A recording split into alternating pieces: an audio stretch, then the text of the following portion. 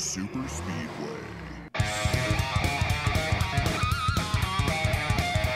Welcome to episode 245 of the Super Speedway podcast, recorded Tuesday, July 26th, 2022. I'm your host, Eric Young, and I am joined, as always, by my co-host, James Cush. James, you know, it was such a quiet season. You know, we talked about great races. There wasn't a whole lot of news. Yeah, that's all changed, hasn't it? Hell of a week we're having, huh? Right? Man, it just hasn't stopped. Got news right before we started today. I was glad that we held on even longer for the podcast tonight. Good grief. Yeah, I was going to go on NASCAR Media's website and look at the personnel and see if they hired Oprah, because it's like, you get a penalty, you get a penalty, you get a penalty. Yep. Yeah, you're not even going to give me a laugh for that one, are you? No. That was almost as bad as Jeff Gluck rapping. You know how I like to roll. I like to leave you out there and I like to see you flounder a little bit. It sounded good in my head. It was good. You should be proud of it. But it's been I don't know, you know, obviously we're going to talk about all this stuff, but yeah. I feel like this was the big warning shot weekend for everybody. Don't mess with these cars. Yeah. Don't mess with these parts. Don't mess with these pieces. And we've got penalties across the board in a big way for many teams. It's just that's been NASCAR's stance from the start, and you know, we'll get into it here, Eric. But this was a shot across the bow to all these teams. You know, playoffs are coming. Don't risk it at this point. So well, and you know, when this rule was changed, a couple of years ago now, wasn't it? It has been. Yeah, it's been in place for a couple of years, because we used to have, Eric. You and I go back a little bit. Yeah, the cucumbered finishes. The cucumbered finishes, but we go back even farther when guys were getting penalized on a Wednesday, Tuesdays and Wednesdays. We couldn't record the podcast before Wednesday because there were penalties on Wednesday. Yeah, and we would have to, like, guys would win the race, and then they'd be docked 100 points, and they'd keep the win. Yep. And I remember fans screaming, you know, we don't like that. We don't want why can't these be more instant? Blah, blah, blah. Right? I mean, I was one of them. I remember that. And here we are with Denny Hamlin and Kyle Busch. This was the first one that really kind of shook the cage. I'm just surprised it took as long as it did. Like, we figured this would be tested early. And it wasn't, not in this series. I mean, we've had it happen in the other two series, but we had never had it happen in the Cup Series. But I guess let's get into it. We had the M&M's Fan Appreciation 400 this weekend at Pocono Raceway. And old Denny Hamlin got himself a win for an hour or two. For a second, yeah. Got to enjoy the celebration, do burnouts. Yeah. His daughter cried. Yeah. I was like, wow, cool dad moment. Right? And then there was a lot of silence on Twitter. Yeah. Yeah, it got really quiet before the news came out.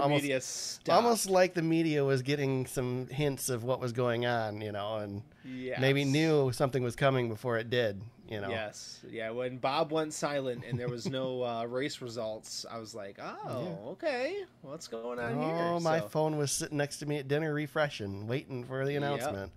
Yep, I was doing the same thing. I'm like, okay, what's going on? And then, so, you know, we kind of heard some rumblings that maybe there might be an issue, but I don't know about you, James, but I sure didn't think first and second, right? No, I thought Kyle Busch was gonna, you know, get his win. That's kind of where I jumped off. I was like, oh, Kyle Busch is gonna win the M&M's race, right? Because something happened to Hamlin. No, and I would venture to say, Eric, every Toyota in the field had this issue. Oh, I would imagine. But these were the only ones that were looked and at. Here's the problem that I have with this, James, and I guess we'll get it out there in case anybody's living under a rock. Yeah. Obviously, everybody knows at this point, I would assume that Denny Hamlin and Kyle Busch got disqualified. Chase Elliott, your third-place finisher, becomes your winner of this race, gets his fourth win of the season. And I think that's all we're going to say about Chase Elliott. 5 top twos in a row now because of this. I'm going to say something before that, though, because the issue that I have with this is that we don't know if Chase Elliott's car had this. Well, we don't know if anybody else's car has this other than what NASCAR tests for, right? Right, but NASCAR did not go as stringent with Chase Elliott's car as a third place car. That's just part of what they do, and I'm not blaming NASCAR for that. That's part of the process. You can't check 40 cars after the race. I mean, this took long enough for this to come out. I mean, Denny Hamlin had the trophy in the plane. when this came out. Chase Elliott didn't know he won until he landed. Right. So you can't check everybody, but it is a little, feels a little awkward that we don't know whether Chase's car was legal either. We assume it was. I mean, it was legal enough. It did pass inspection. Yes. And so we should mention what this penalty was for. And a lot more came out this week too, because Joe Gibbs Racing decided not to appeal the penalty, and Joe Gibbs Racing actually specifically put something out saying what the penalty was, or what they did, and along with what NASCAR said occurred. Well, they took a little bit of a verbiage twist to say that was part of their process to put this vinyl. Oh, it was part of their process. It was part of that process where they cheated. Exactly. Yeah. I mean, they tried to skirt the rules, and that is a fact. Joe Gibbs isn't going to come out and say that. No. But it's that's what happened. So what happened was, in the simplest terms, I guess, is there's a piece of vinyl hidden under the wrap. All these cars are wrapped. They, Eric, they don't paint race cars anymore. I don't know if you knew that. And unless it's an Exalta car, then sometimes it's painted. Sometimes. I don't even know if the new cars get painted. Yeah, you might be right, actually. However, what had happened was, as they say, so NASCAR peeled back the wrap and found these, I guess, foreign pieces on the car, and it was minimal enough to get through the laser tech inspection. But Eric, what's the number one rule with these cars that we just said at the top of the podcast? You cannot mess with any of these manufactured parts. Yep. And that's no number one. So there you go. That's why you have a penalty right there. Door Bumper Clear also provided a little bit of clarity on this too, James. I don't know if you listened to them this week, but I haven't listened to them. No. So part of what this is it's not like it's putting a lump underneath or something to give them more aero advantage. What it is that there are apparently on these bodies where they're cut and whatnot, there are sharp points on them. Mm-hmm. And the goal is to put this tape on it to round those spots out a little bit so they're not as abrupt, which gives that little bit of aero reduction and makes it faster. And it's, it's a fraction of a second or whatever, but it's something, and that's the area that we're working in. Now, they brought up a concern. The Toyotas ran so good, right? Right. And they brought up a concern that people are doing this with wraps too, with the wrap itself. So how do you police that? Can you tell? Because some of the teams are double wrapping areas of the car, so there's extra wrap on it. So this is an issue, and obviously NASCAR knows about it because they're paying attention to it. So James, we knew you take a car and you have it all parts that fit together that you just buy and piece it together. You buy it at Walmart, like Kyle Busch said. Yep. They're going to do something somewhere. There's going to be somewhere that they're going to find an advantage, and now it's coming out. I'm sure it's been happening all season. They've been figuring it out, and I'm not just pointing the finger at Joe Gibbs, as you said. I'm sure. No, this is a NASCAR thing. Yeah, they're all doing this. I mean, Chocolate Myers makes a comment frequently that back in the day they'd go to the tech inspector and say they're cheating. They say, "How do you know he's cheating?" Because we're cheating. We're not beating him. Right. But this is part of it, I guess. And I think people, maybe newer fans, should understand this. Nothing, not one dang thing goes on these cars, into these cars, that is not meant to make them go faster. Yeah. If you're thinking this was just they got caught with something that they just forgot to do it. No. Yep. No. Paint scheme looks cool. I'm sure there's a little bit of a way to make the car go faster. Well, we learned a couple years ago or last year, whatever, a couple years ago, that they were painting parts of the car black. To get when the laser, I was going to bring this up because when the laser inspection process started, there was the gap with black wrap. Yep. So you saw, like, Kevin Harvick's car, all of a sudden the paint scheme of the car was adjusted, and there was a lot of black on the back of the car, and we're wondering what the heck is going on there. Yep. And sure enough, there's the you'll see it today if you go to a race early in the morning on race day when they're going through tech, and it's a hot day. Go look at those teams and see how many of those crew members are carrying umbrellas. Yes. They're not carrying umbrellas because they're worried about rain. They are trying to keep that car cool. Yes, exactly. Because if that car expands a little bit, they want to make sure it stays inside the lines of the laser inspection. And you can't go, Eric, and we should mention this too, because the fact that this is the first time this has happened in how many races since the new policy has been in place. Kudos to NASCAR for how they do the inspection before these races, because we've been really clean, especially on the Cup side, been very, very clean on post-race tech. But now we've got teams that are experimenting a little bit, and kudos to NASCAR for dropping the hammer like they did, because you can't. It's the same thing we talked about with the tire penalty last week, Eric. There's too much gray area, right? Yeah. Yep. In that tire, in the way that they're policing the tire penalty now. This is black and white. Yeah. Don't do it. Yeah. Don't cheat. Don't mess with the car. Yep. Done. And I'll go even further here, James, because we're critical of NASCAR when it's due, when they of deserve course. it. But I want to give a big props to NASCAR, because not only what you said, but this is the first time they've, as far as we know, that they've been tested with this, and they stuck to their guns, and they did it. And not only did they DQ the winner in Denny Hamlin, but they also DQ'd the second place guy whose freaking sponsor was on the racetrack. Yep. It was the title sponsor of the race. Yep. It's a sponsor that's leaving the sport that they would love to probably keep around if they could make them happy, but they DQ'd their car. Yep. I mean, NASCAR official is standing in front of a Mars banner in the media center announcing what the penalty was to disqualify the driver that drove the Mars car. So props to NASCAR for sticking to their guns and doing this, and not only doing this, but we're going to talk about another penalty in a few minutes, sticking to their guns on that one as well. This is what they got to do. And, Eric, I'm glad we're applauding NASCAR for sticking to their guns. But we also got to remember, too, nobody wants this. Right. Nobody wants any disqualifications. We want to watch the race. I was texting with my brother-in-law, and he's a newer fan, and he brought up some great questions. And, he said that sucks. I wasted my time today because I want to know how the winner is. And, man, I feel your pain, because this sucks. This really does suck, because obviously we don't want guys cheating and winning races. We want to know who the winner is. We want to know that our sport's clean and, running as smoothly as possible. But we know these teams are also trying to push stuff. Right. And just like you said, Eric, they could have been easily, NASCAR has done it before where they go into the gray area and, Denny could have kept the win and gotten a 50-point penalty or something, right? Right. But no, they stuck to what the rule book states. And I'm just glad that we're in an era now, because remember, Big Bill France always wanted to make sure the fans knew when they left the racetrack who won the race. Mm-hmm. But, Eric, I remember a long time ago, years ago, when this policy first came out, you and I said, we don't need that anymore. We live in an instantaneous world. And this was our first chance at seeing it really happen live. Yeah. And those fans, they're bummed they got to see Denny Hamlin do burnouts and stuff, but they know within a couple of hours that, nope, Denny Hamlin's not a legitimate winner. Chase Elliott's your winner. And that's all part of the race. Yeah.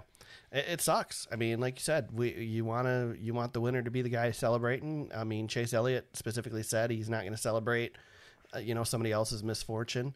Denny Hamlin was eating dinner with the trophy on his kitchen counter on Instagram. So and drinking the champagne. And drinking the champagne.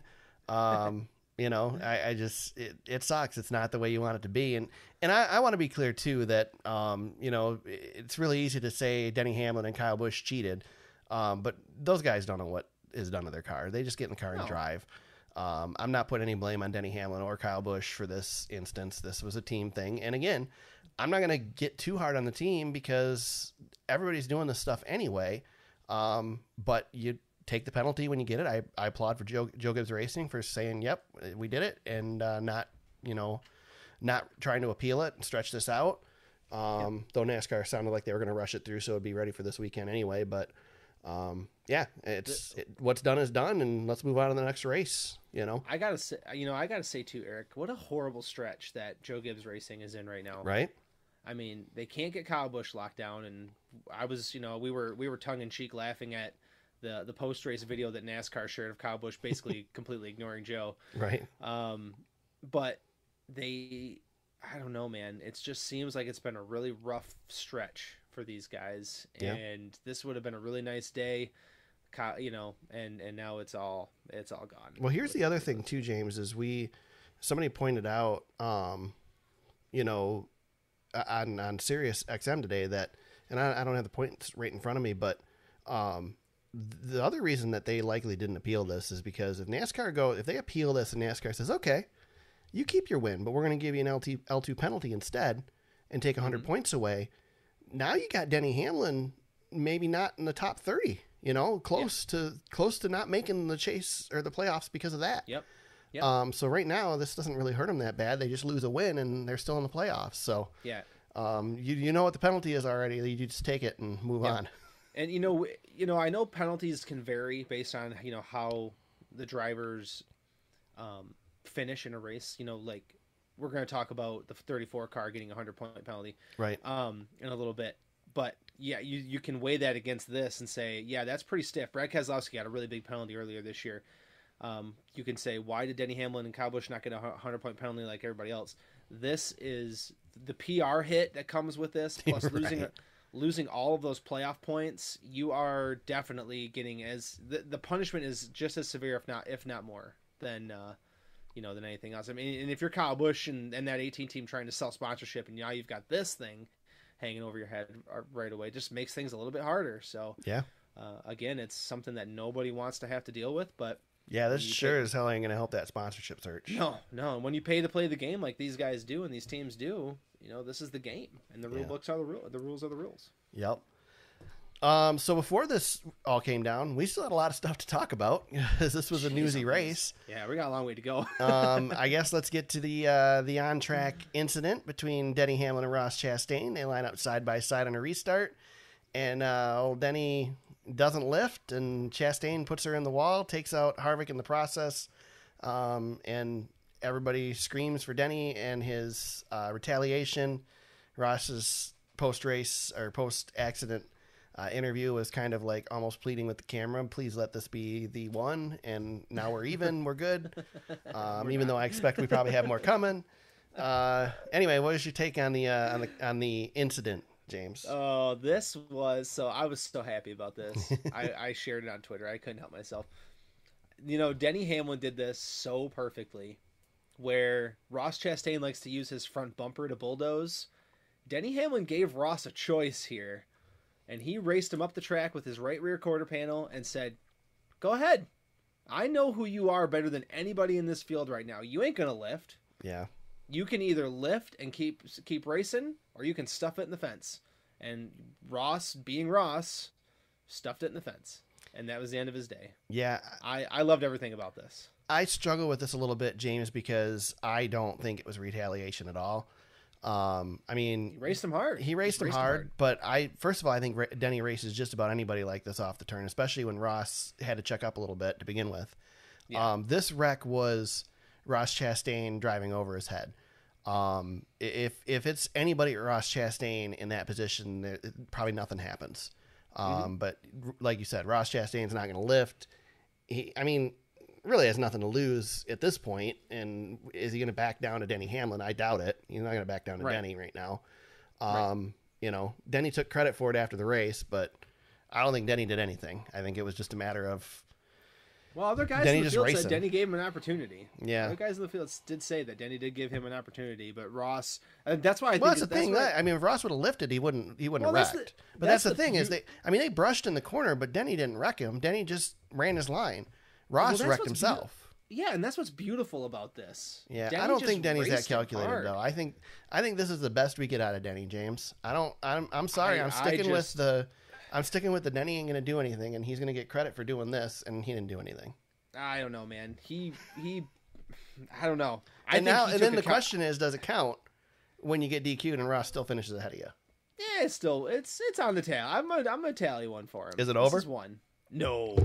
Denny said it wasn't over, and after the race, he said it wasn't over. Yeah, all it is it's all talk. I love it though, man. I do too. I love the rivalry. Oh man! I mean, how exciting was that restart with them starting side by side? So we were great. all watching. You knew it was coming. Yeah, you knew something was going to happen. Yeah, something was going to happen, and honestly, Pocono, it's a pretty good race. Yeah, but when you got those two guys next to each other, oh man! The only thing that would have been better is if it was for the win. Oh yeah. I mean, it was for first, but it could have been for the win. Could have been a green-white checker restart or something. And I hate so much that the penalties overshadowed what a great moment that really was. And yeah, I'll always remember that moment for just being. I mean, fantastic. Really, the penalties overshadowed a pretty good race for Pocono. It was a pretty good race. It was a great weekend. Yeah, and that's what sucks. Pocono only has one race all year now, and unfortunately, this is the result of it. But we also got to see the debut, James. Yes. Ty Gibbs gets his Cup Series debut after Kurt Busch does not get to start the race due to concussion-like symptoms. after his wreck in practice. Which, man, that wreck was... we got to talk about that. That was a hard wreck for coming out of turn 3. I mean... But it wasn't as hard as you would think to sideline a driver. That's... Right. That's the problem with these new cars, Eric. Well, and one thing to point out, though, James, is Kurt's had some hard hits this year, so this isn't the first one. But, no, I agree with you. I think, NASCAR keeps saying the data doesn't back up what the drivers are feeling. Well, I mean, I don't know what better data you got than the guy... Drivers are telling you. Yeah, I mean... Do you feel like there's like a storm brewing with these cars and how these drivers are feeling after the wreck that we're not paying enough attention to? I'm concerned. What it sounds like is that these cars are built to take such big hits that they don't take soft hits well. Yeah. They're designed to absorb the Talladega wreck where you're driving 200 miles an hour straight into a wall, but when they hit at 100 miles an hour, they don't crumple. The driver takes all the force from it.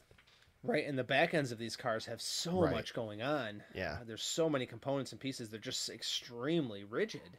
I mean, we saw Joseph Newgarden in the IndyCar race on Sunday too, with a similar issue, backed into the wall and was fine, and then apparently passed out or whatever, got lightheaded later. Yeah.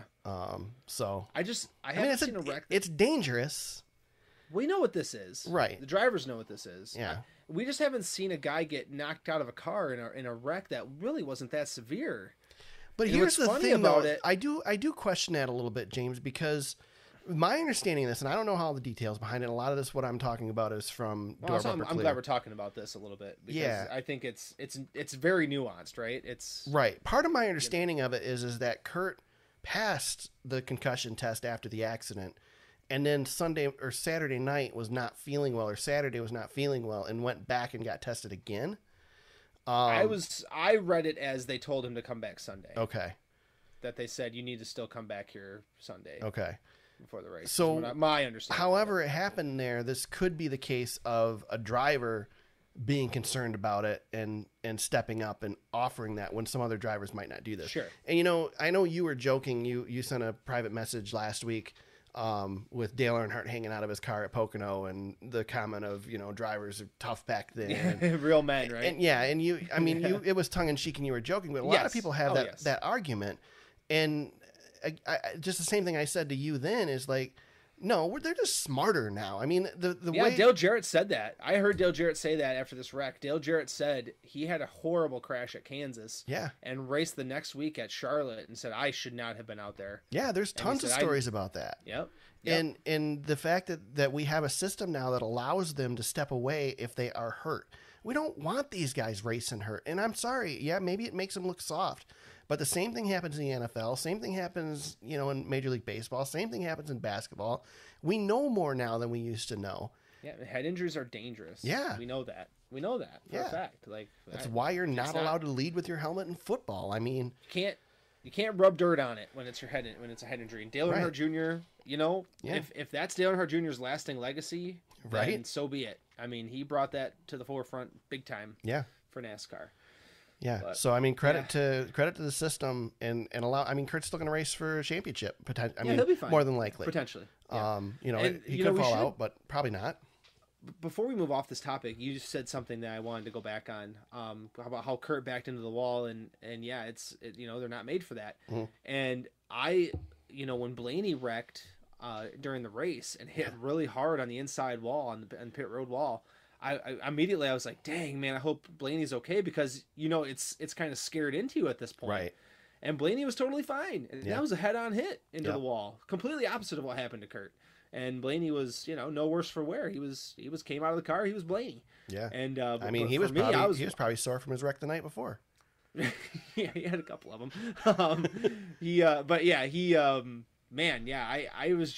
was worried that he was going to be hurt because of what we've been seeing all weekend long. But no, I feel like we've got something going on here with these cars we got to take a look at. But yeah, it's a little concerning because I think we got real comfortable where we saw big wrecks and we just went, oh, he'll be fine. He'll climb out of the car. And we, you and I come from an era, James, where every time somebody hit, you were wondering if they were going to get out on their own under their own power.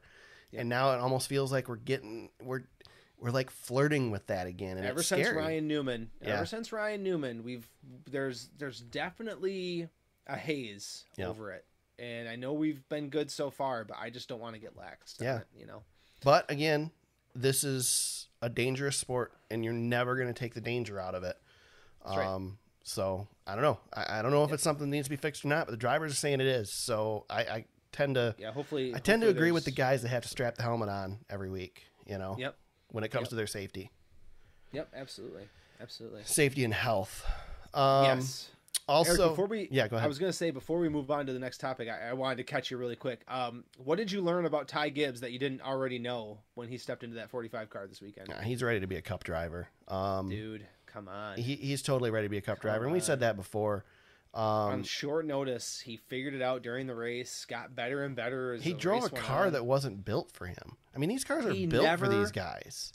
Eric, he's never sat in a next-gen car until the race on Sunday, and he finished 18th or 16th, I guess. Couple more penalties, he'd had a top 10.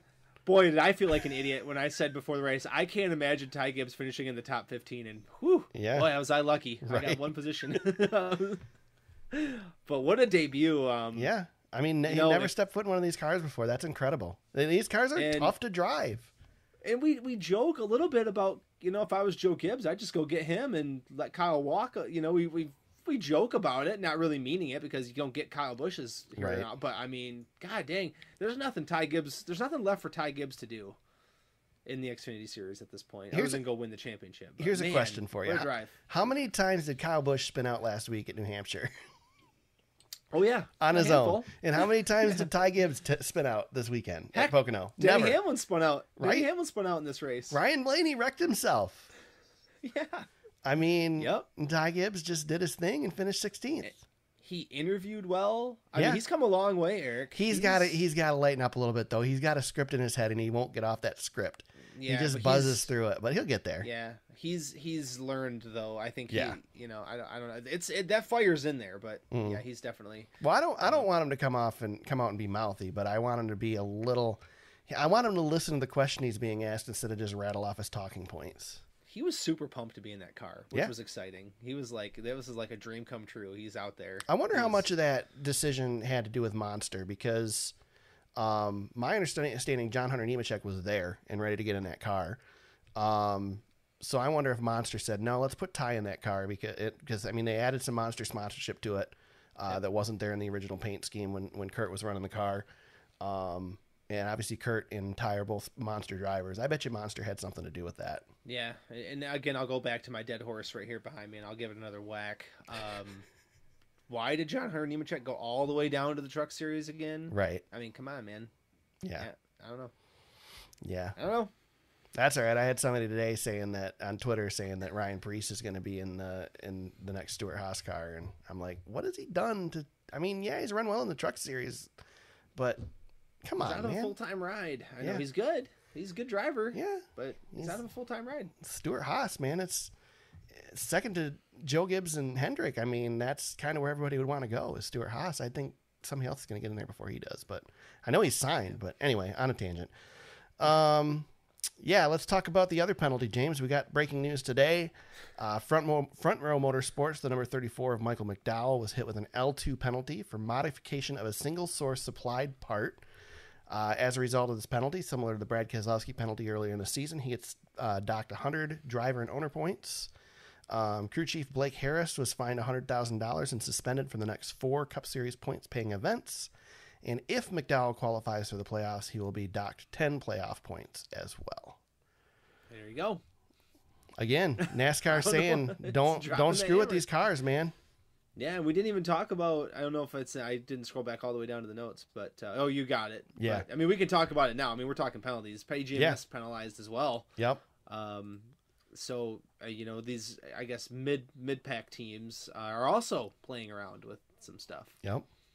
So, but this is a big one. 100-point penalty. And Brad Keselowski is still in a devastating hole from his 100-point penalty. So and it sucks because McDowell's been having such good runs. Yeah, they were just talking about that on DBC this week too, and how great they're talking about during the race. Yeah, he's been running really well. This one's a bummer, but I mean they all are, I guess. Yeah. So probably don't worry about him being in the playoffs, more than likely. Yeah. And we'll, I mean, we can hammer through this really quick, but anyway, Petty GMS got an L1 penalty for messing with the rocker box. Yep. And those were 35 driver and owner points for both of their cars, the 42 and the 43. So it was tight for Eric Jones to make the playoffs as it is. I don't think this affects them at all. Basically, they had to win regardless. So just go out there and win. Yep. Lost their crew chiefs for the Pocono race. They'll be back. There you go. Anything else worth penalties?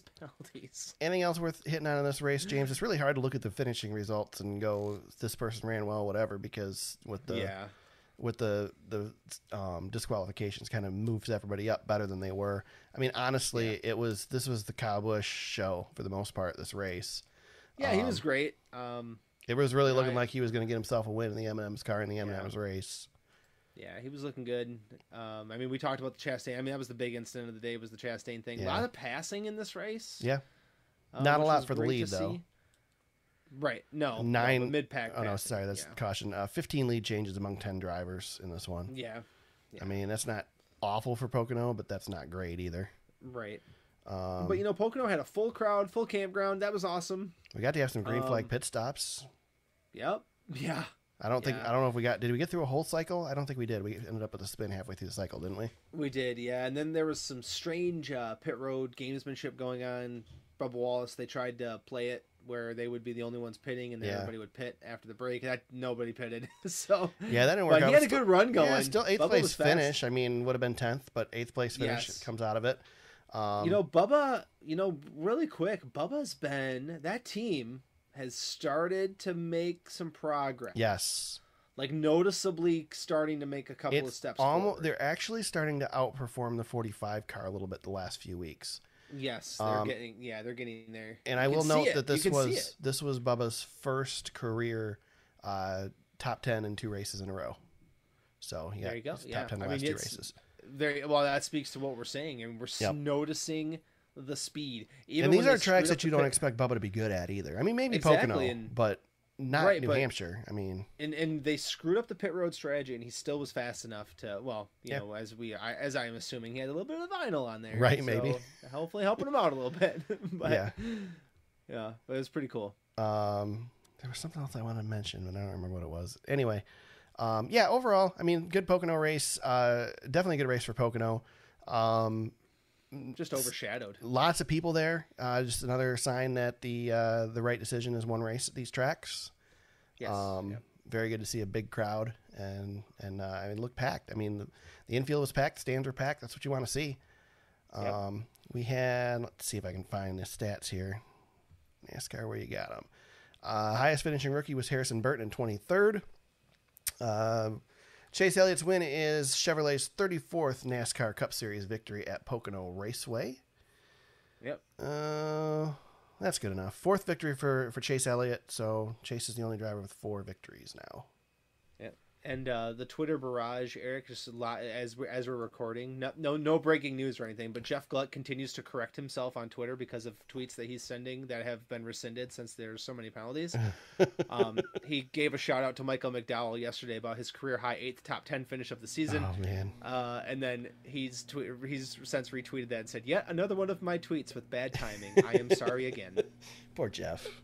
That was what I guess one of the funny things about this weekend, Eric, is Twitter had to have all these corrections because all this stuff went out, and there was like threads upon threads upon threads of actually this person finished in 11th, this person finished in 6th. It was great I was really enjoying when I knew it was coming and seeing all the journalists still tweeting out the point standings. Yeah, no social media managers slept. Nobody. Yeah, no journalists or social media managers. They had the worst night that night. Holy cow! The best night was probably had at the Dawsonville pool room as the siren rang. Right. And very, very late. So probably woke a few people up. I will say Denny's tweet or Instagram post, I can't remember which one it was, with his daughter in the window of the car holding the checkered flag up in Victory Lane, and he goes, "Yeah, good luck taking that back." Yeah, that was so cool. I mean, it was a cool moment. I love dad-daughter moments because, of course, I'm a dad of daughters, so it gets me every time. I'm a sucker for it, and dang it, I hate that got taken away. Yeah, I mean, to her, I'm sure it still just means just as much, and that's awesome. Yeah, she got to hang out with her dad. Yeah, and I mean, any of these, and I'm a boy dad, and love seeing Harvick with his kid and Kyle with his kid, the stuff that they've done. It's cool. Anytime, it's a family sport, man. We're all family people, and it's nice to see that in NASCAR with the winners. I'm such a softie for girl dad stuff. It's bad. You want to break me down, Eric? That's how you do it. There you go. Truck Series was in action this weekend as well. The CRC Brake Lean 150. Chandler Smith gets the win. Kind of an uneventful truck race for the most part. But it was the regular season championship. Zane Smith gets himself a regular season title. And we found out our top 10 for the playoffs. So the Matt Crafton sneaking in there. Yep. Carson Hocevar is alive and well. Yep. I think they did a little bit of playoff media today, if I'm not mistaken. So the Truck Series guys getting ready to get after it here. Yeah, we get to go to Indianapolis Raceway Park to start the playoffs of the Truck Series. That's awesome. Yeah. What a great place to start the playoffs. Yep, I can't wait for that race. I'm excited about it. We did get to see Todd Bodine make his 800th start right in the Truck Series. His 800th and final start in the top 3 series, 800 starts. Put himself on the wall and blamed Haley Deegan. It's always cool. Well, Team Onion was back. What a bad look for him. Golly, man. I think we need to check the family tree. I think him and Paul Tracy are related. Ooh. Well, they got the same haircut. Right? I'm just not a Todd Bodine fan, man. I never was a Todd Bodine fan. He always rubbed me the wrong way. I don't know. Was it Todd or was it Brett? Who wrecked Jeff at the Nargo Brickyard 400? Is that Brett? I think that was Brett. Todd was never that far up in the field. Let me tell you a little something about the Bodine family. All of them rub people the wrong way. Yeah. Let's just put it that way. Yeah, they're quite abrasive folks. If we had the opportunity to ask Dale Earnhardt Sr., who his greatest rival was, he'd tell you. Yeah. Jeff Bodine. Yep. All those Bodines. Yeah. For sure. Anything else? Anything worth talking about in the Truck Series race, James? Nah. Nope. I just, I'd like seeing Chandler Smith struggling a little bit this season, but didn't struggle this one. 49 laps led. Yeah, out of 60. Yeah, he went through a little bit of a wayward period now, but he's second in points. This helps him. He should be good to make it through the next couple of rounds of the playoffs. He's going to be there for a little bit yet to come. So we'll see. It should be an interesting truck playoffs. I'm looking forward to seeing how this shakes out. I can't believe we're already talking playoffs because it seems like it's so early. We're only in July. And, right. We're talking. Shoot, we only got NASCAR. 5 races left for the Cup Series. So. Yeah, 7 for the Xfinity. So, Yep. Speaking of Xfinity, we had the Explore the Pocono Mountains 225 on Saturday as well. Doubleheader for the Truck Series and Xfinity Series. Excellent battle at the end between Noah Gragson and Ty Gibbs. Just another example of some really professional, mature racing out of 2 guys, James, that just we would not have used that word, the M word, with. Yeah. 2 guys who do not like each other. Right? Yeah. A lot of respect there, it appeared, during that battle. Nice and clean. I think Gibbs had plenty of opportunities to wreck Gragson if he wanted to. But I think Gibbs has already got that NASCAR Cup Series patch on his uniform, and he's thinking about that when he makes his decisions right now. Yeah, for sure. Yeah, and I think Noah's, obviously, he's got a foot out the door too, right? Yep. So, more news coming on that probably later this week. I'm assuming it's got to be coming soon. It depends on. It's pretty much like the worst kept secret aside from the Chicago Street Course. That's right. Yeah. But yeah, that was an awesome battle between those 2 guys, and so talented. I mean, nothing we don't know about them already. Just awesome to see those guys duking it out, and I hope that we get a lot more of that as we get closer to the playoff push here. We got a little ways to go yet, but those are some couple awesome drivers, just awesome teams, just haymakers back and forth between those guys, and they race each other clean. And that's what the Xfinity Series is all about, man. That's learning experience. You're seeing the growth, right, of 2 guys who were immature, don't like each other, but dang, they respect each other when it comes to what they can do behind the wheel. Yep. I don't know if anybody can stop the dominance of the JRM cars in the Xfinity Series. 43 laps led in this one by Noah Gragson. Justin Allgaier leads 22 laps. Josh Berry leads 9. You know, it pretty much, you pick a JRM car every week, unless it gets disqualified, they're going to win the race. It's been quite a season for those guys. And, you know, I mean, working on trying to get a charter, maybe move up to the Cup Series, see if they can bring some of that there with them.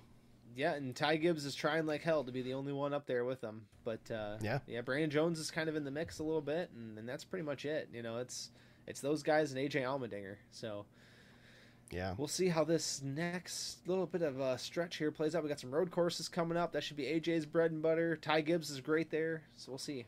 Yep. The other thing, we'd be amiss if we didn't talk about the major wreck coming out of turn 3 at Pocono. Jeb Burton goes for a wild ride. I don't know why Jeb Burton didn't just try to hit pit road and not try to stay on the track. Like, he could have just dove to the pit road, but decided to go for the opening, and that opening closed up in a hurry, and man, did he go for a ride. Yeah, he launched off the front bumper of that other car that was there, and that was, I mean, I've seen him flip before, but not quite like that. That was two front stretch flips this year on tracks you don't normally see flips at. Yeah, it's really weird. That was a weird one. Also, fun stat, and I'm not going to say that this is verified by any means. Okay. But I saw it a couple of places. That was the 500th flip in the history of the top 3 series of NASCAR. Wow. So, yeah. Interesting. 500 of them we've had. Yeah, that was wild. I'm glad to see Jeb get out okay. Glad he didn't hit the end of frickin' pit wall. Holy cow, would that have been awful. Yeah, quite a ride turn there. 3. What turn 4 was definitely the spot of the weekend for all these series. Pocono is a track like Kansas that we just get weird wrecks at this place. And they're big. They're always big. Yeah, Pocono's always had big ones. Yeah. All over the track. Anywhere on the track. Yeah. Heck, I got into the rabbit hole of Davey Allison and his flip, and jeez. Remember when Elliott Sadler's motor went flying out of his car down the man. Yeah, one of the hardest hits in NASCAR. And Casey Kane tried to fly outside the fence back there on the Long Pond Straight. Well, that's one thing that I wanted to point out. You know, there's been some really wild wrecks here. There's been some things that have happened due to the design of this racetrack. Pocono fast. Raceway is one of those places that they have continued to work on improving this place over the years. And if you look at what it looked like back, you know, when we started racing here versus what it looks like now, I mean, the walls here used to be boilerplate walls. When you hit the wall in turn 1, you'd go through it. Now they've got nice concrete with the safer barrier all the way around. We got fencing all the way around this track. Got safer barrier on the insides. Runoff areas that aren't grass. I mean, they've just done a really good job at this place. When they had cars spinning onto pit road, they extended the pit wall.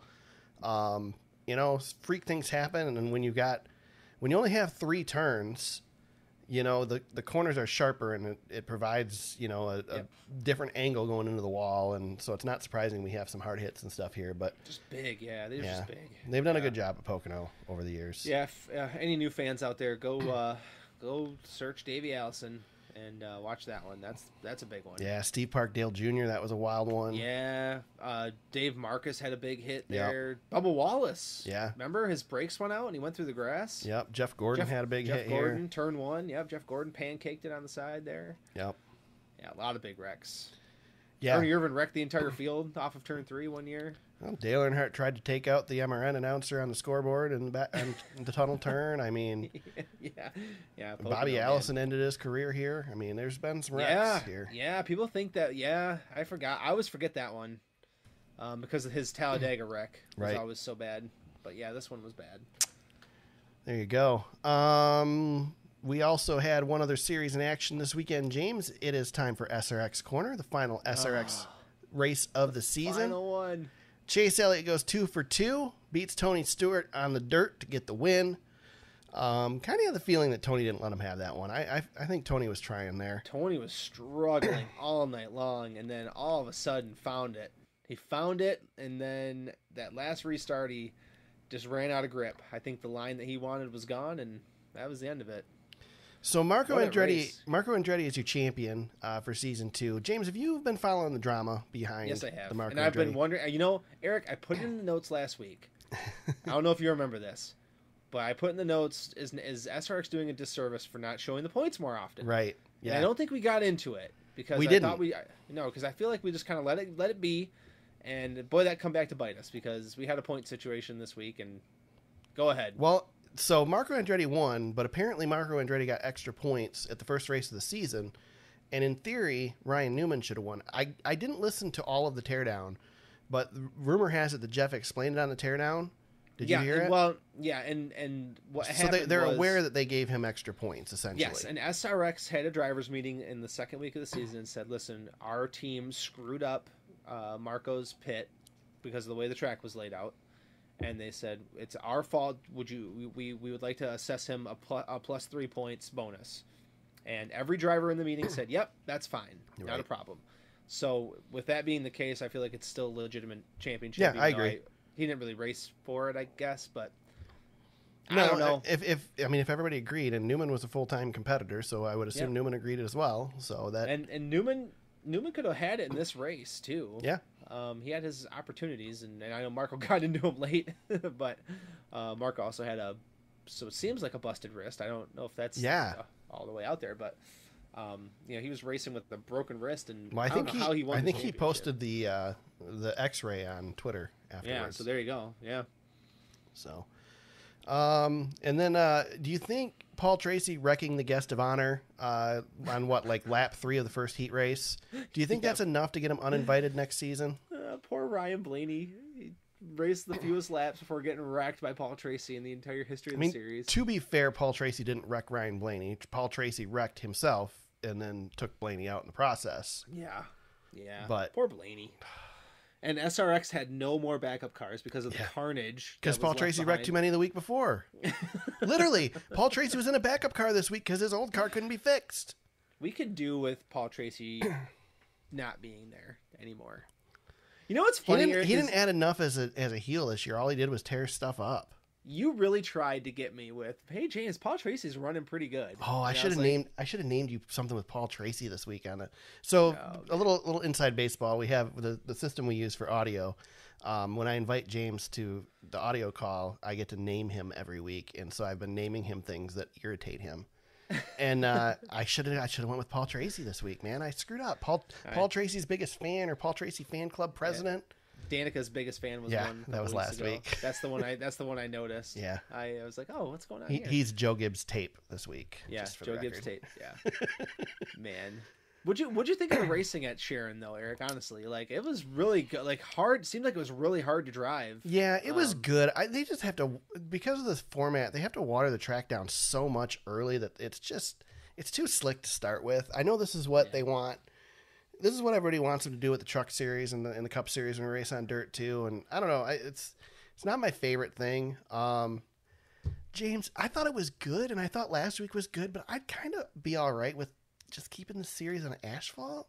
I don't know about you. Maybe. I don't know. The dirt races were pretty exciting. This one. I mean, last week was great, and Tony Stewart was so dominant last week. But this week, I mean, I personally had fun because Tony was struggling so bad. I was getting agitated. I'm like, what is going on? Why is he so bad? But man, when he found it on the high side of the track and came alive, that was so exciting for me as a fan of his to be like, yes, let's go, I'm in.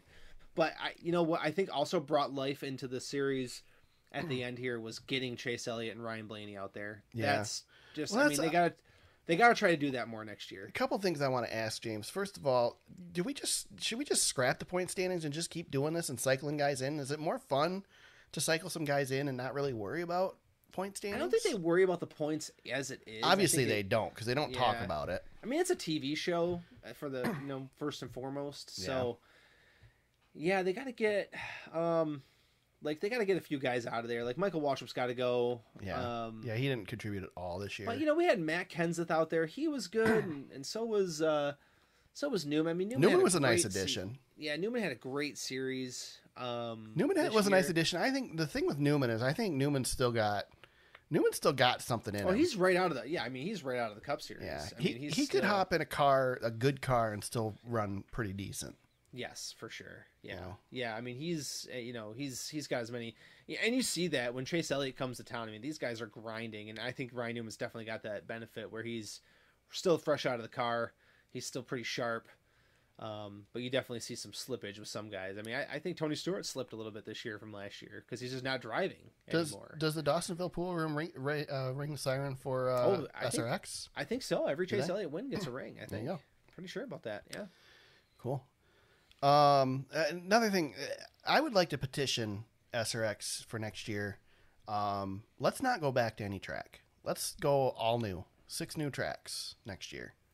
I'd be fine with that. I think there's enough short tracks to expose. I don't think returning to Nashville or Stafford really added anything to the series this year. Nashville was down a little bit in attendance, it looked like. Yeah, so. Yeah, it definitely was. I say let's keep branching this sucker out. Let's go to some new tracks. Somebody put on Twitter, and I retweeted it today, a nice list of tracks that are potential suitors. Hickory Motor Speedway, probably one of the highest on my list. I think would be a great race or great track for this. Yeah. And I'll add a vote for Berlin Raceway in Grand Rapids because of course I sure as heck would be down there for that one. But yeah. Austin Cart from Sports Business Journal. Believe it or not, there's somebody other than Adam Stern that works over there. Yeah. He reported that the season averaged 1 million viewers each week, down 20% from last year. They were expecting close to 3 million a week, so it's definitely a disappointment from the standings or from the viewership standpoint. But James, I don't think they promoted this thing at all. Not much, and I saw today that over the weekend they were still the second highest motorsports viewership of the entire weekend behind the Cup Series and ahead of F1. So I think they'll take that. Yeah.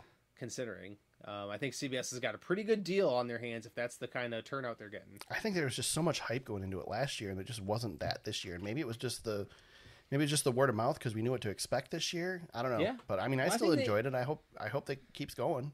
Yeah, I mean, I enjoyed it. I loved it. I just think now we're 2 years in. We need to refresh it. Yeah. It needs to be a little bit better. Yep. Next year. So don't get stale. That's the thing. Right. We're starting to feel it now. We're 12 races into this thing. So let's keep it fresh. Let's cool it on some of the goofy graphics too. The giant driver with the fake fireworks in the. They were proud of those graphics. They liked the fake fireworks. I can't do with the fake fireworks. Should we be hired as consultants? I think we should be. Okay. We should be. There you go. That was SRX Corner, James. Last time for the season. Yeah. Congratulations, Marco Andretti. Yes. Yeah. You're champion. Let's see. We got some news too. Jeez, we're already an hour into this thing. We got some news as well. We'll bust through some of it. JGR making contingency plans in case Kyle doesn't return. James, you referenced earlier the cold shoulder that Kyle gave the boss after the race on Sunday. Yeah. Still on your Kyle's not returning horse. I mean, Gene Haas was in attendance at Pocono this weekend. I'm starting to think it's happening now. I'm really thinking that because I saw an article today that said the company Oracle was close to signing this deal, and it all fell through. So I'm wondering if that's the nail in the coffin for this whole thing. Yeah, I don't know. I mean, if you're Kyle, do you take a pay cut for a year and expect better negotiating for a year from now? Do you take a year off? No, because once you take the pay cut, you don't get it back. So let's say Joe Gibbs Racing falls through. They don't get it signed, and Stuart Haas isn't an option. What do? Go run trucks for a year and then come back next year? Bring your own team up? I mean, Kyle Larson took a year off. Yeah. Came back and won a championship, so I guess that's not the worst idea. I mean, he could really screw the Truck Series or Xfinity Series over by going and winning a championship over there and sticking up the show. Yeah, he really could, couldn't he? Yeah. He's hey, John Hunter, sorry, I need my truck back. Yeah. He'll be in the Cup Series. I just don't know what that looks like yet, but yeah. I'm with you. I think you take a pay cut, it's over. You're not going to get that back. He may take a small pay cut. I can't imagine him taking a massive pay cut. I still don't see him going anywhere, James, but it's every week that goes by that something's not signed. I feel like every week it goes by, you say, "Damn it, James. Damn it, James." Well, let's put it this way. If 2 weeks ago, if it happened, I would have been shocked. Now, if I hear the news that he's leaving, it wouldn't surprise me. Yeah. I still don't think it's going to happen, but it wouldn't surprise me. I think this gets sealed up before the end of the season. Yep. Probably before the playoffs. Yeah, it's got to get sealed up soon. Kyle Busch has said it's a distraction. Yeah. So. Yeah. Hopefully soon. I You don't know, man. You know what else is a distraction? Getting Penalties? disqualified. Yeah, a lot of distractions going on. Big distraction. And then when you have the kid coming in and running like he did at Pocono, you're like, oh, interesting. Yeah, So, that probably, I mean, that could have raised some eyebrows that were already definitely. raised. I mean, the eyebrows we didn't already, I mean, gosh, it's like not like we didn't know it already, but Right. he's good. Kind of on the same topic, NASCAR is prepared to offer more TV revenue in the next TV deal. I don't think that's surprising. I think that's something that a lot of the team owners have been calling for. Yes, for sure. And maybe that's where Kyle can make up some of that cash. Yeah, exactly. And I mean, that's what I'm saying is like because there's so much uncertainty right now, and I'm sure a lot of these drivers don't want to sign long-term contracts because they don't know what the next deal is going to look like. So because of that uncertainty, would it make sense for him to take a break? And right. But the problem is out of sight, out of mind. Once you're not there, people see things without you and maybe forget about you. Right. I don't know. It's a tough situation. I mean, if the money's not there, the money's not there. What are you going to do? Right. But yeah, and the TV revenue is going to be so much that I think that it could change the model of the sport just a little bit here too. I mean, TV money's big. Yeah, if it could make things less sponsorship dependent, yes, that would be a really big deal. But these teams are going to spend whatever they get. So. Yeah, exactly. This is the way it is. Yeah. Adam Stern reporting that Eric Jones is close to a multi-year deal with Petty GMS. It's been kind of what's been said along the way. Eric Jones is happy where he's at. Probably going to be even happier with a nice young driver to join him in the 42 car next year. Yep. So yeah, I say Eric Jones signs a 3-year deal, which is what the talk is. You get Gregson in there. That's a pretty good powerhouse that you're starting. That could shake things up the next couple of years. Yeah, and if GMS is really going to do this thing, what better way to start with Eric Jones, who's a top talent in the sport. You got a veteran who's still young. Yeah, younger than Chris Bell. Right, and then you're bringing in the kid as well. I mean, damn. Younger than Tyler Reddick, I think, or right around the same age as Tyler Reddick. So yeah, pretty cool, man. I'm happy that Eric's happy because I was bummed that he lost his seat. So yeah. I'm hoping that it might end up turning out to be a better deal. He's one less roadblock to Ty Gibbs coming up. So that's right. Yep, absolutely. Yeah, I'd like to see this work out for everybody. I'd like to see this team become good. I mean, if we can see Trackhouse doing what it's doing, Eric Jones is a better driver. No offense, he's a better driver than Suarez and Ross Chastain. And if he can get going, I think they've got something that they can get. They can actually build on something here. Yeah. Yeah, I was going to try and argue with you there, but I don't think I can. I think you're probably right. Nothing against those two. I think Chastain is I think Chastain's a championship contending driver. He's going to win a title. Suarez maybe not, but I think Suarez is a really good driver as well. But yeah, I think Jones is above and beyond what those guys are. Yep, absolutely. As long as nothing's broken on Twitter now, James, we can move on to picks, which I'm kind of pissed off about. I apologize in advance for whoever I picked this week because one of the three is going to get disqualified. Because, of course, I picked Noah Gragson 2 weeks ago, and then this week I picked Kyle Busch. Yeah. And so 2 1-point races has given James a hell of a lead now, 66 points over me.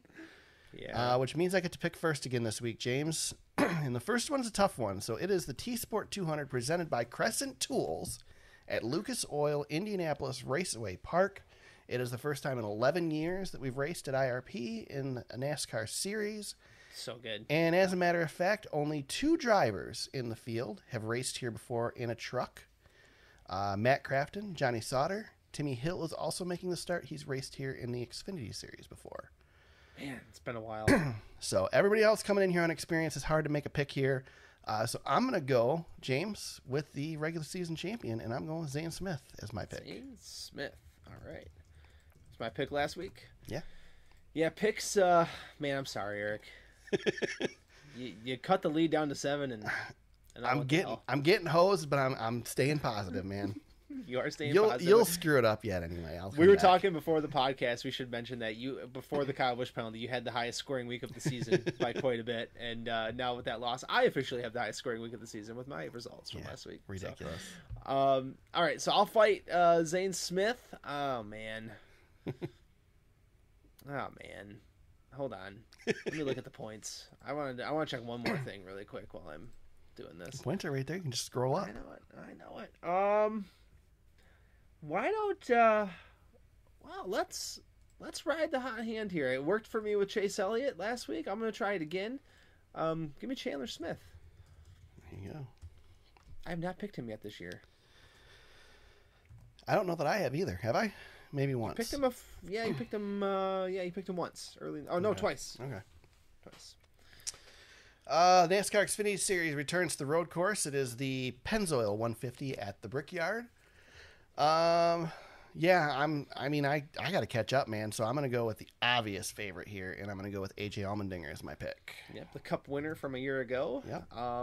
And then I'll go Ty Gibbs. Fight fire with fire here. There you go. We swapped picks from last week. And finally, the Cup Series, the Verizon 200 at the Brickyard.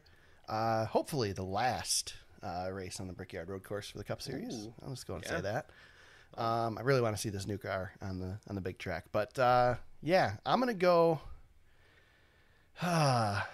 So I really, really wanted to go with one of the JGR cars, but Toyota just hasn't been good on road courses. So I'm going to go with the last road course winner, James, and I'm going to go Tyler Reddick here.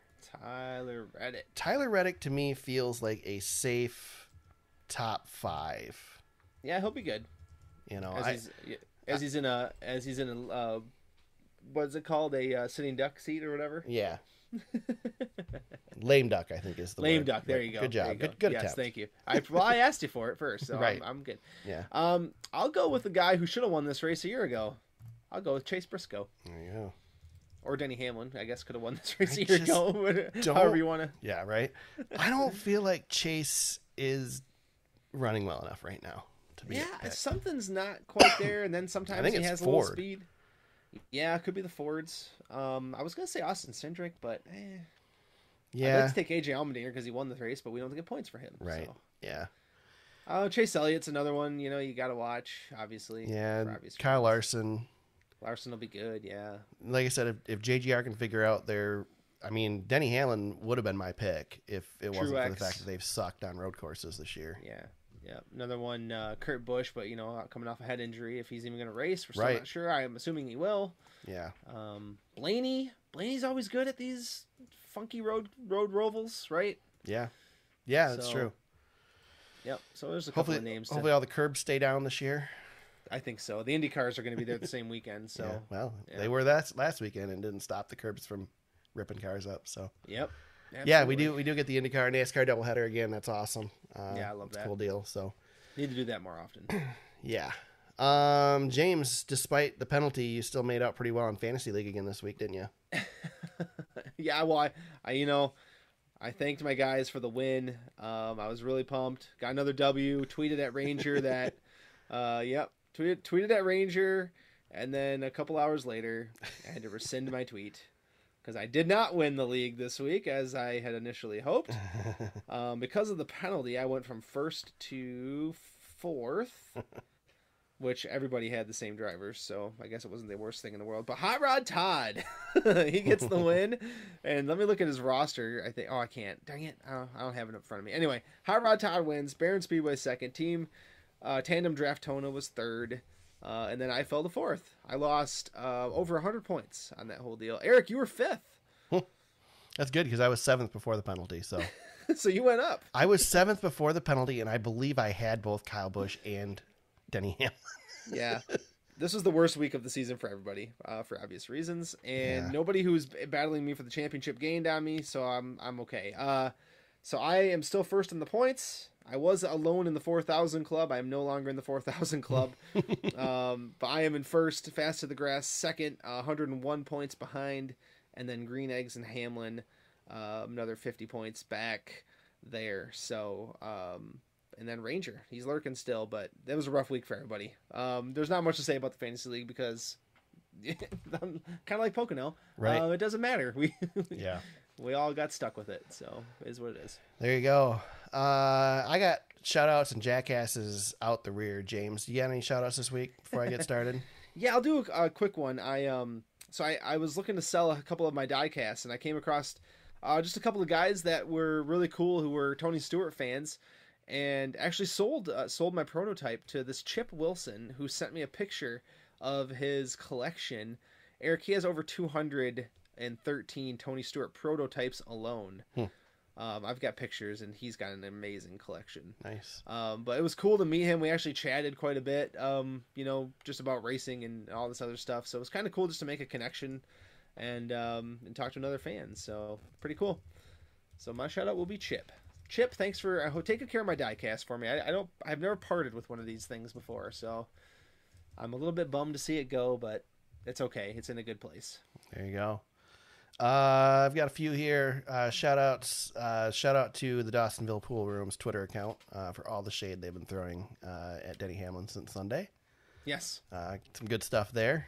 Ken Schrader will be racing in mid-Michigan this weekend, James.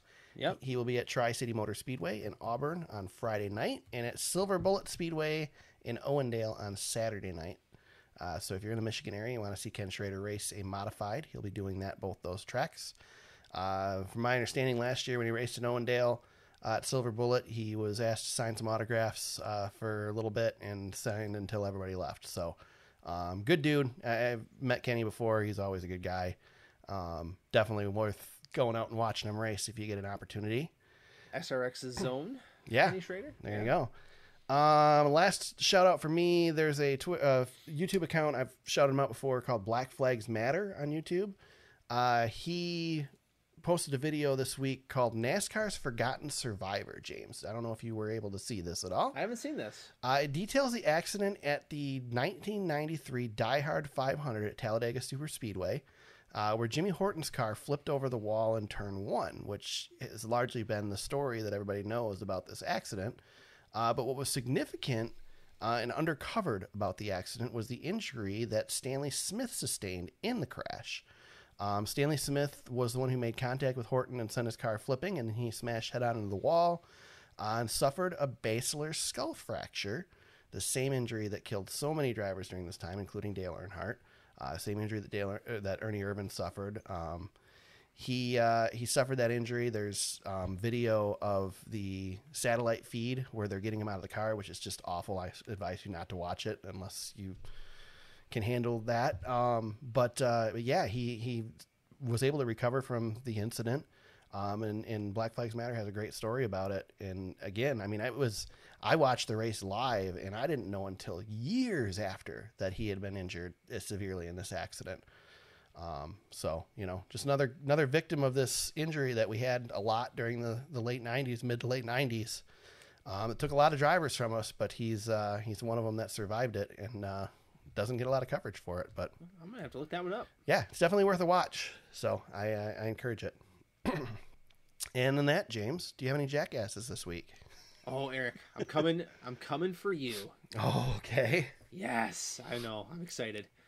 Eric, you wanted to pour dirt on poor Jimmy Johnson's IndyCar career. And all I'm going to say is if that series ran on ovals every single week, he'd be winner by now. Well, I think I argued that he would do all right on ovals, but they only race a couple a year. Jimmy's legacy is fine. Yeah, man, him running the high line in that race, holy cow. Wasn't that awesome? Yeah. Oh, I know, it was so good. Great. Yeah, I was loving it. The first race of the weekend, so they did 2 at Iowa. He led, and then fell behind a little bit late and ended up 11th. But on Sunday, just strong all day, ran all 300 laps, 5th place finish. Yeah. Man. And all the other IndyCar drivers were shouting him out for how he was racing and his different lines he was taking. Felt good to see Jimmy running good for once in the last 5 years. Right. Yeah, it was cool. I'm glad you mentioned this too, James, because I also wanted to shout out Iowa Speedway and the volunteers that cleaned that place up. Apparently Hy-Vee, who was the title sponsor of the race, brought a ton of people in there and gave them tickets and whatnot to help clean this place up because it's closed. I mean, Iowa Speedway is closed. and they were able to make it. I mean, the place looked beautiful. Looked like they raced there all the time. Concerts. They had concerts. The IndyCar knows how to make an event around a race. The suites they put in the corners. This place looked huge. And I'll tell you, James, after watching this, if we don't run a Cup race here, we are stupid. We need to run a Cup Series race at Iowa. Let's get the Cup cars over. It's going to happen. This track is ready to go for the Cup Series, and they packed the place for an IndyCar race. They never get good crowds for IndyCar races at this place, and they did great. So you put the Cup cars in there, you're going to sell the place out. Let's do it. Let's give it a shot. NASCAR owns a track. What's it going to hurt? Run one season, one race there. Yeah, Rusty Wallace says after this weekend he thinks it's going to happen. I hope so, man. It needs to happen. This track is absolutely perfect for the Cup Series. Yep. And I just, I don't know. Seeing Jimmy Johnson do what he was doing was just awesome. Man, it was cool. It was great. I love seeing Jimmy do well. So I'll eat crow on that one, James. Even though I will argue that I never doubted his oval performance, but that's right. Certainly doubted his road course. No, you're right. Yeah, I want to make sure the record does state that you were good there. I had an opportunity to poke at you, so I wanted to make sure I did it. Well, good. Then I'll get you back here in a second. Let's go. My jackass. James, the list is so long. I don't know who to choose. Ross Chastain for wrecking himself. Denny Hamlin for taking credit for wrecking Ross Chastain. That's a good one. Kyle Busch giving the cold shoulder to a guy who's paid him millions of dollars and made him a NASCAR sensation. The guy at Pocono who drove off in his camper with the awning still out and ripped it off. You shared that. That was awesome. And I also had nightmares that I was going to do that to my own camper. So Todd Bodine because he's Todd Bodine.